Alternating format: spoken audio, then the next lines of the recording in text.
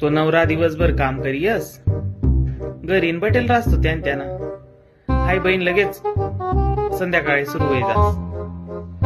माय व डोकं बी बोलत जड पडी गे, हात पाय बी बोलतात जड पडी घ्यात. माय बोलता अंग दुखी राहिलं. माय व खिचडी टाकी देऊ का?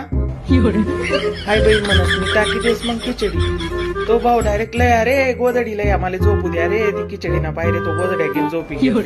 काय सांगू चालतच नाही काही त्यानं. पहिला लोक आऊत बजायत बैली एकच गोमामा खाल बसाडीत येत, त्या तशा होतात बी त्या भाजी भाकर गुया काला खायत त्या सकाळ संध्याकाळ.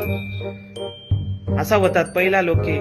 बहिणी हो तुम्ही बोलतो उगाड व सकाळ संध्याकाळ खिचडी खिचडी खिचडी पुन्हा पायरे. चांगला चांगला माणसं लद लद वय घ्या.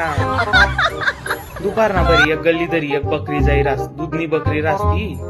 ती बहिणीला 2 पोरं राहत असती. दाखलाले म्हणे वय रे म्हणे ती बकरीनं दूध काढली होत म्हणे. दुपार ना बरे कोण नाही शे म्हणे. वडील वय म्हणे तिले आता. तो जासन कांदरी बकरी वळलयस. एकले सांग शिंगडा दर, एकले सांग तंगडा दर, आणि बहीण दूध धवाले बटस. ती बकरी अशी गोमालस, एक मांगला बितडावर एक उडला बितडावर, आणि बहीण कधी बोगणी धुंडस खा कती गे बोगणी जांभलस खावाले फक्त खिचडी. त्या पोरस मान बहीण मा बी काही राहिले नसता. लद लद वय जायचं खिचडी ना पायरे बठ्ठा लद लद वय जायचं. बहिणी व तुम्ही ती मनीसन सांगच बहिणी स्वन भाकरी टाकत जाव. काही बंदच करी द्या तुम्ही. मला डोकं गण गण कराय ना, मला डोकं दुखी राहिना.